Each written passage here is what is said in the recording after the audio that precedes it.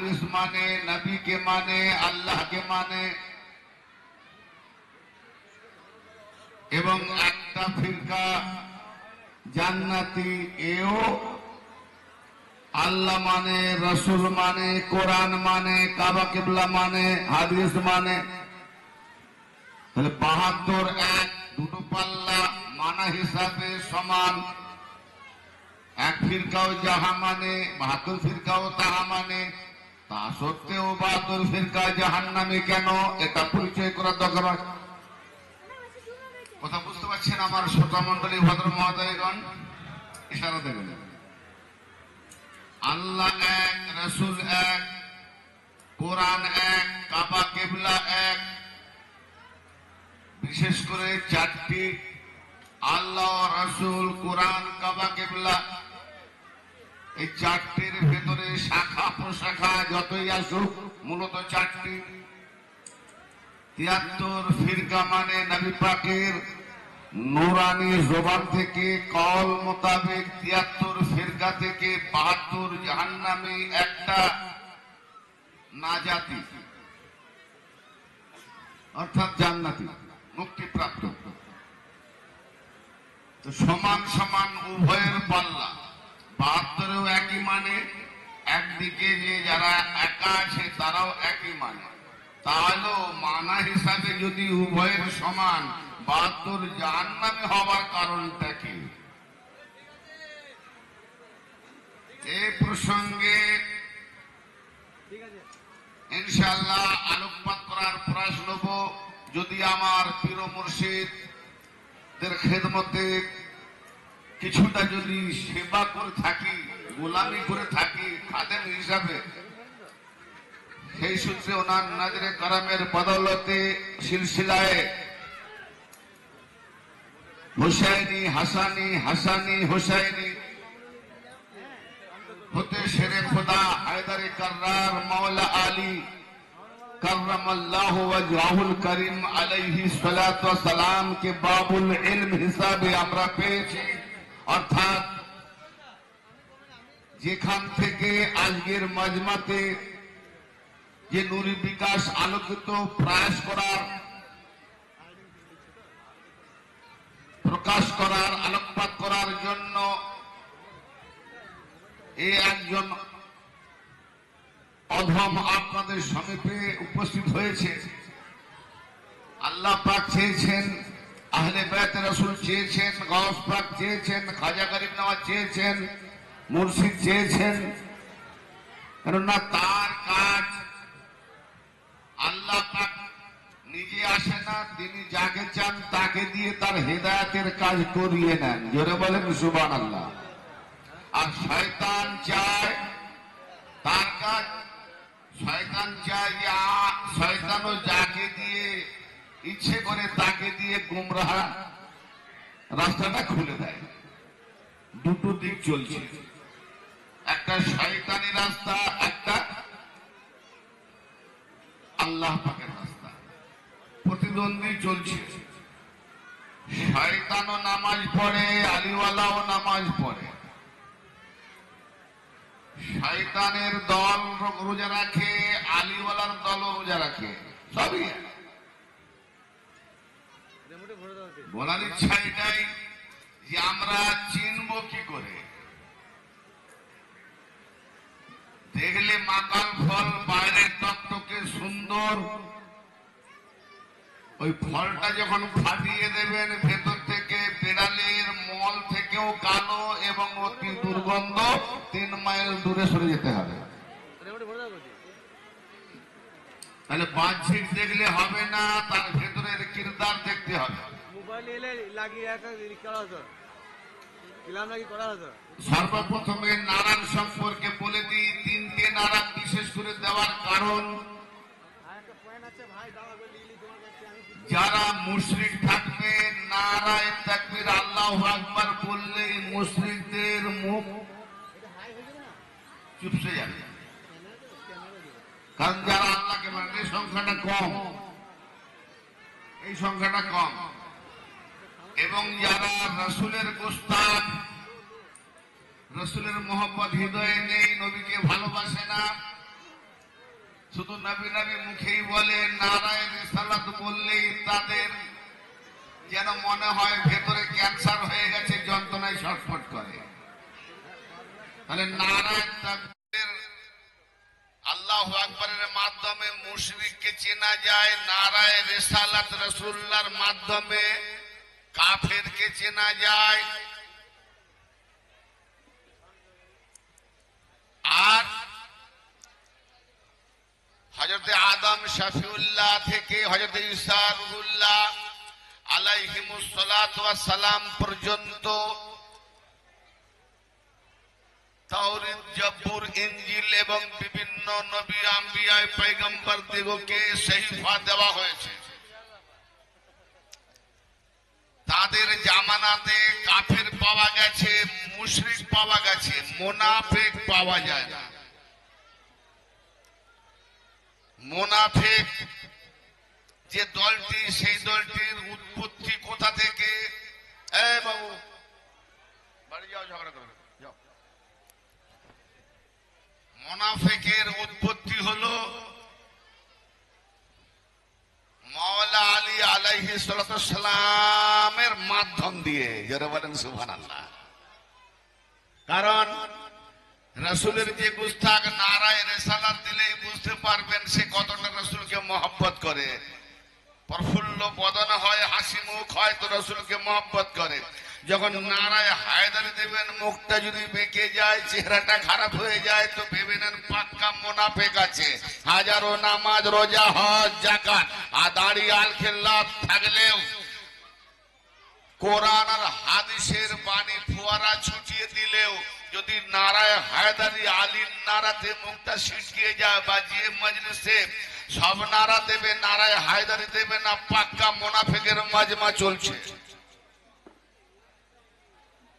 কারণ কাফেরকে চিনতে গেলে রাসূলুল্লাহর মাধ্যমে চেনা যায়, মুশরিককে চেনা যায় আল্লাহ পাকের মাধ্যমে, তাওহীদের মাধ্যমে, আর মুনাফিককে চেনা যায় নারায়ে হায়দারি মাওলা আলী পাকের মাধ্যমে। সুবহানাল্লাহ। এই জন্য যারা মুশরিক, যারা কাফের, যারা মুনাফিক, বিশেষ করে তিনটে নারা লাগিয়ে ইনশাআল্লাহ আমি আপনাদের খেদমতে জিয়াতে কারিমা তেলাওয়াত করার প্রয়াস নিয়েছি। ইনশাআল্লাহ আপনাদের খেদমতে আঞ্জাম দেওয়ার প্রয়াস নেব। সর্বপ্রথমে নারা দেব, নারায়ে তাকবীর, আল্লাহু আকবার, নারায়ে তাকবীর। আল্লাহু আকবার। মজলিস থেকে আওয়াজটা যেন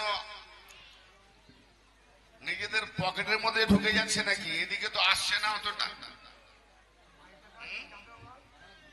নাকি খিদে লেগেছে, শক্তি নাই?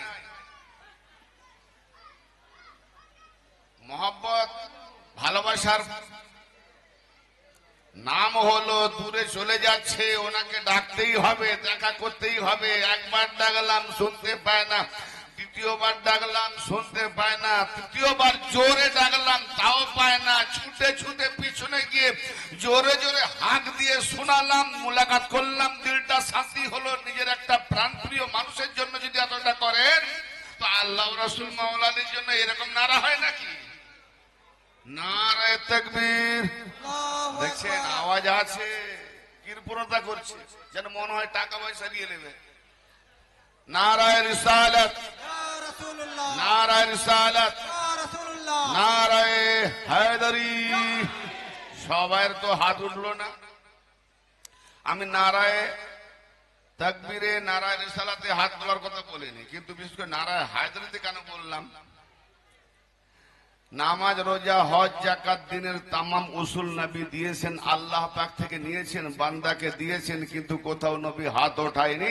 গাদিরে ঘুমে আমার নবী পাককে আল্লাহ বললেন, এ নবী, হে রাসূল, যদি আপনি এই বেলায়েত না পৌঁছে দেন তো দিনের কিছুই পৌঁছানো হলো না। আদম থেকে মুহাম্মদ পর্যন্ত সবই বেকার। ইয়ানি আলীর বেলায়েতের ভেতরে নামাজ, রোজা, হজ, যাকাত তামাম আম্বিয়া কিরামদের উসুল ঢুকে বসে আছে। আল্লাহ পাকের বড় নিয়ামত, যে কারণে আল্লাহ পাক বললেন যে শুধু মুখে বললে হবে না, মুখে জোর আওয়াজে বলুন, আওয়াজে বলুন। সেই সঙ্গে আলীর হাতকে ধরে নিজের হাত উঠিয়ে দেখিয়ে বলেন, তা আল্লাহ নবী আলীর জন্য হাত উঠিয়েছিলেন, আপনি কোথাকার উম্মত?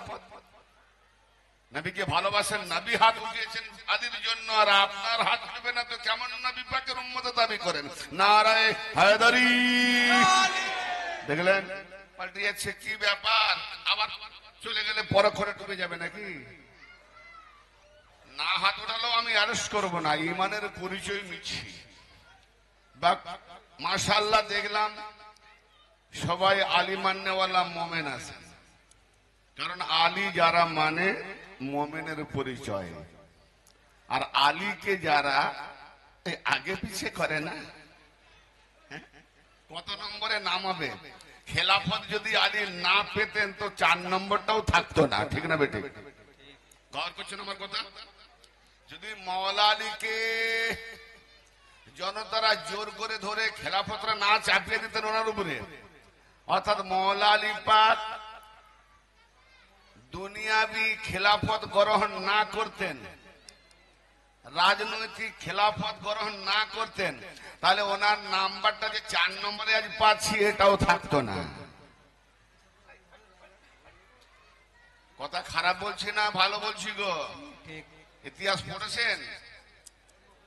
নাম্বারই নেই।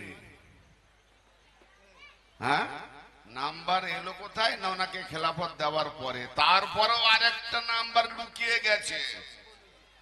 খেলাফত দেওয়ার পরেও মাওলা ইমাম হাসান আলাইহিস সালাম, বাবজি বা আমার ভাইরা শুনতে পাচ্ছেন?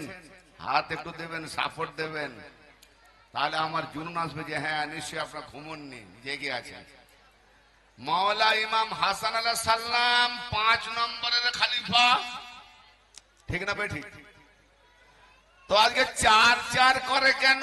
খোলাফায়ে রাশেদিন যদি 30 বছর পর্যন্ত হয় তো ইমাম হাসানের নামটা গেল কোথায়? অবাক হচ্ছেন? খোলাফায়ে রাশেদিন যদি হযরত আবু বকর, উমর, উসমান, মাওলা আলী এবং এই 4 জনকে নিয়ে 30 বছর, তো ইমাম হাসান গেলেন কোথায়? তিনি তো 6 মাসের খলিফা ছিলেন। তেনার নামটা তো মুছেই দিয়েছে। 5 নম্বরে মুয়াবিয়া এসে গেছে, 6 নম্বরে এজিদ এসে গেছে। মোল্লা আলী কারির কিতাব পড়ে দেখো, এরা খলিফা অবস্থা। আমি একটাই বলবো কথা, 12 জন যে খলিফা নিযুক্ত করে গেছেন, সেই 12 জন খলিফার নামটা বলছি আহলে সুন্নাতুল জামাতের মৌলবীদের, যে 12 জন খলিফার নামটা প্রকাশ করো। নামই আনতে পারো না। ওয়াহিদুজ্জামান কত কাট ছাট করে ভজিয়ে এদিক ওদিক করে না আনতে পেরে আখেরে ইমাম মেহদি পর্যন্ত কোন রকম 12 নম্বর পর্যন্ত ভজালো। তা আল্লাহর নবী কিয়ামত পর্যন্ত যা কিছু ঘটবে, ঘটছে সব বলে গেছেন, 12 জন নাম বলে গেলেন না কেন? তার মানে নবী চেয়েছেন আমার উম্মতেরা এই খলিফা প্রসঙ্গে মারপিট করে, মাথা ফাটাফাটি করে মরুক, আর অন্যান্য কমরা এদের মাথায় এসে জুতো মারুক। হ্যালো, খুব কথা কড়া লাগলেও কিছু করার নাই, বলতে তো হবে। ইনশাআল্লাহ তাআলা দিন পাবো কার মাধ্যমে? আল্লাহর মাধ্যমে না নবীর মাধ্যমে? আওয়াজ দেন। নবীর মাধ্যমে। মাশাআল্লাহ। কোরআন কতটা সত্য? 100%। 100%। আমি ওয়াজ করার পূর্বে আমার শ্রোতা মণ্ডলী ভদ্র মহোদয়গণের কাছ থেকে একটুকু যাচাই করে নেব, কেন কথাবার্তা বলে যেন একটু আনন্দিত হই, জবাবটা পাই। ভাই কিসের জন্য?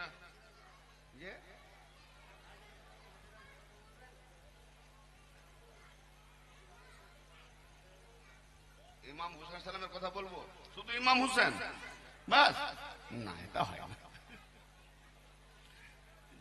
মোহাম্মতের ব্যাপার না।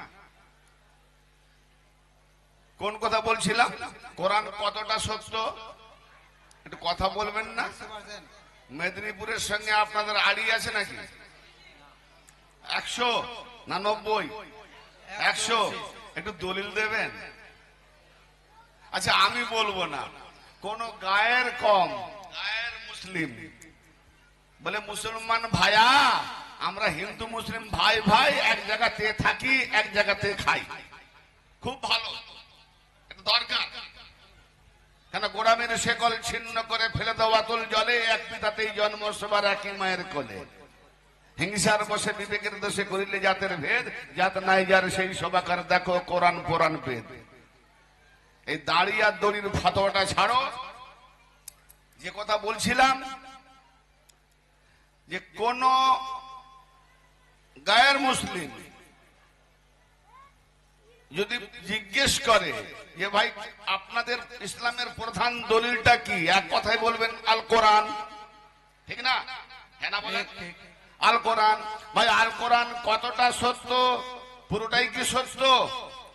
কিছুও ভেজাল নেই, না, দু চারটা কথাও ভেজাল নেই, একটাও ভেজাল একটাও হরফ নেই, 100% হক, 100% সত্য। দলিলটা দেন। দু কাটা জায়গা থাকলে, এক ডিসমেল জায়গা থাকলে, তাতেও যদি আপনার দলিল রেকর্ড না থাকে, আপনি ভবিষ্যতে পাবেন না, উড়ে চলে যাবে, ঠিক না বেটি?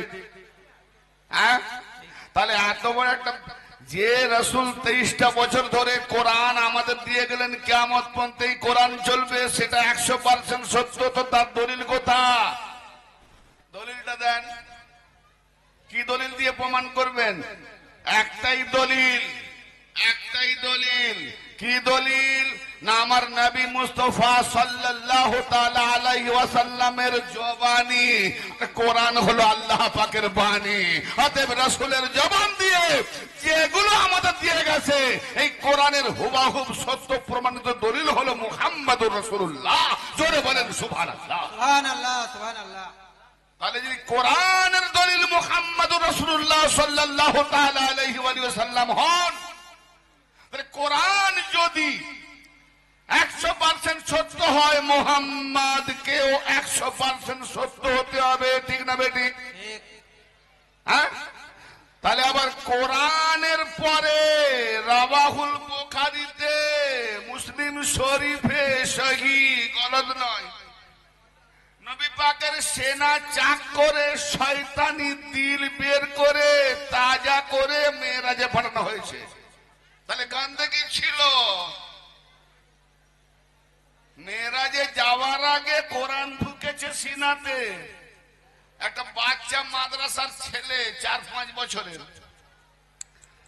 মাদ্রাসায় যারা পড়ে এতটুকু আদব পেয়ে যায়, প্রথমে বাবা এটা কোরআন, যেখানে সেখানে রাখো না। তাকে আবার দেওয়া হয়, বাবা কোরআনটা রেখে এসো। সে জানে কোরআন উঁচু জায়গায় রাখতে হবে, কোরআনের উপরে কিছু রাখা যাবে না, এবং শুধু রাখতে হবে না, পাক জায়গায় রাখতে হবে, না পাক জায়গাতে নয়। একটা বাচ্চা ছেলের এতটুকু 1-2 বছর মাদ্রাসাতে পড়ে তার জ্ঞান হয়। আপনার আমার আল্লাহর